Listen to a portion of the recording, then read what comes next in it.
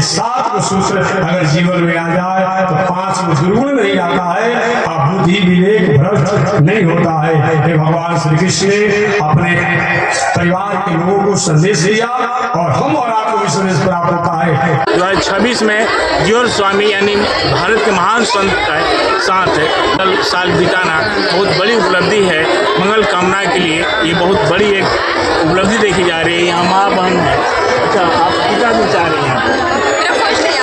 First day है। अच्छा, नया साल में जियोर स्वामी का जो प्रवचन है वो कितना मंगलमय कामना की हम भी यहाँ पे आए हैं स्वामी जी का आशीर्वाद लेने के लिए। नया साल है। हाँ जी, यानी 1 जनवरी। हाँ, ये मैं बहुत सालों के बाद यहाँ पे आ रही हूँ।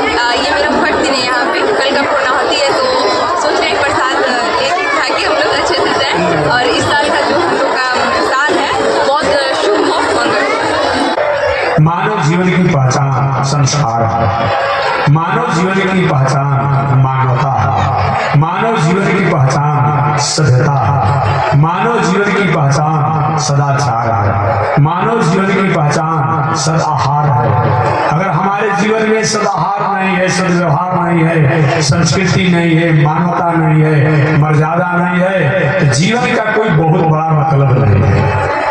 आहार निद्रा भय मैथुनम च समान में तत्सुहे नारायण। आहार निद्रा भोजन तो सब लोग करते हैं, पशु पंछी सब करता है अपनी प्रकृति के अनुसार। सोने को सब लोग सोते हैं अपनी प्रकृति के अनुसार। आहार निद्रा भय मैथुनम च भयभीत सब लोग होते हैं अपने प्रकृति के अनुसार। और वंश विस्तार की मर्यादा को भी सब लोग करते हैं अपने प्रकृति और नेचुरलिटी के अनुसार। ये अगर हमारे आप में है तो हमारे में और पशु पंछियों में बहुत अंतर नहीं है। कुछ मामले में पशु पंछी हमसे अच्छे हैं। जैसे भोजन जो मांसाहारी जीव जंतु है वो मांसाहारी ही करेगा। बाघ को अगर दूध दे दीजिएगा खाने के लिए नहीं खाएगा। अब मिर्गा को मांस दे दीजिए खाने के लिए नहीं खाएगा। वो अपनी प्रकृति में ठीक है, अपनी नेचुरलिटी में ठीक है। हम कौन है? नवरात्र में, शिवरात्र में, छठ में, अमुक पर्व में तो हम ठीक ठाक रहते हैं, फास्ट रहते हैं, बहुत संयम रहते हैं। आज जब भी व्रत बीत जाता है क्या होता है? वही पुरानी आदत है। उस मामले में हमसे पशु पंछी अच्छे हैं। आहार निद्रा सोने की जहां तक बात है, आज हमारी माताएं जब गीत गाती है तो पशु पंछियों का ही गीत गाया जाता है। देखिए, हमसे पशु पंछी इतने सुंदर हैं कुछ कुछ मामले में कि हमारी तुलना जो होती है उन पशु पंछियों से तुलना की जाती है।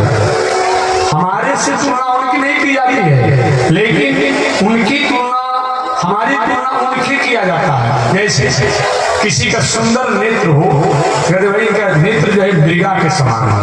कभी आपने मृगा का नेत्र देखा होगा? तो मृगा का कितना सुंदर गोला होता है। गोला माने गोले नहीं, सीधा सीधा गोला होता है, नहीं, शालिग्राम भगवान जैसा। कैसे होता है? थोड़ा सा लंबा लिए हुए, बहुत सुंदर लगता है। इसीलिए मृगनयनी भी कहा जाता है। माताओं की जब तुलना की जाती है तो और किसी से तुलना नहीं किया जाता है। क्या किया जाता है? मृगनयनी माने मृगा और मृगी के नेत्र के समान। इसका मतलब बड़ा बड़ा मोटा मोटा आंख जो हो, बहुत ऐसा आंख नहीं कि बड़ा बड़ा तो वह बाहर फेंक दिया होगा, सुंदर नहीं लगता है। बात समझिए, बहुत क्या है, आंख बड़ा हो लेकिन गोल शालिग्राम भगवान जैसा हो, वो भी उतना सुंदर नहीं लगेगा। आप देखेंगे तो अगर तुलना किया जाता है इन पशुओं से किया जाता है। और देखिए, किसी का नासिका सुंदर होना, सुंदर हो सुगा के फोर के समान ना। और बताइए, सारे पशु पंछियों से हमारी तुलना की जाती है। दांत में किसी का तुलना किया जाता है तो कहा जाता है कि मोती के समान दांत। और बताइए, मोती से तुलना दांत की जाती है।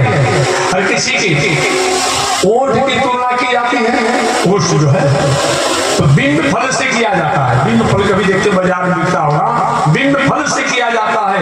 तो मैं कहना चाह रहा हूँ कि अलग अलग चीजों की तुलना अलग अलग पशु पंछियों से की जाती है। कहीं हाथ की तुलना, कहीं जंघा की तुलना, कहीं अमुक की तुलना, कहीं भुजा की तुलना, अलग अलग गड़बड़ किया जाता है। तो उस मामले में हमारे से भी लोग अच्छे हैं। भोजन के मामला में जो शाकाहारी है, मांसाहारी है, फलाहारी है, दुबाहारी है, और हम कौन हैं? सर्वाहारी हैं। तो इस मामला में हमसे वो अच्छे हैं। बात समझिए। आहार निद्रा भय मैथुनम च समान में पशुभि नराणाम। ये सब तो पशु पंछी भी करते रहते हैं। तब हमारी क्या पहचान होनी चाहिए? हमारी उपलब्धि क्या होनी चाहिए? हमारी विशेषता क्या होना चाहिए? धर्मो ही एको अधिको विशेष। अगर हमारे में नैतिकता है, मानवता है, संस्कृति है, संस्कार है, सभ्यता है, मर्यादा है, यही मानव की पहचान है। और जब भी चाहे कितने भी कुल खानदान के बड़े लोग हों, उनमें संस्कार, संस्कृति, मानवता का अभाव हुआ, और इसी खानदान होने के बाद भी उनको हमने मानव नहीं माना, दानव मान लिया। उदाहरण के रूप में लंकेश रावण जी। लंकेश रावण के पास क्या नहीं था, बस इतना ही जानिएगा, क्या नहीं था। धन इतना था कि किवाड़, दलान, द्वार, छत, मकान सब सोना से मढ़ा गया था। आगे पास उतना धन है, संभव नहीं है।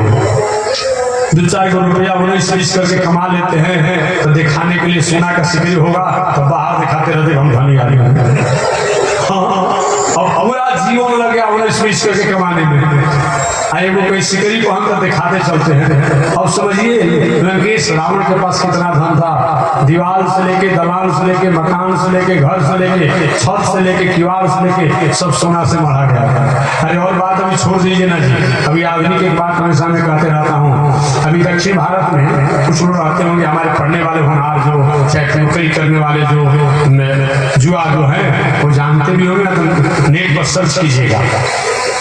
भेलोर के बगल में एक बेलूर जगह है, दक्षिण भारत मद्रास में, वही के आसपास हम तो वहाँ गए भी हैं, बहुत लोग जाते भी हैं। उस मंदिर का नाम है महालक्ष्मी टेम्पल। क्या नाम है? महालक्ष्मी टेम्पल नाम है। 15 टन सोना लगा करके हम मंदिर को पूरा सोने से मरवा दिया गया। आपके पास है उतना सोना? काहे कामकार करते हैं, हम बहुत बड़े धनी आदमी हैं।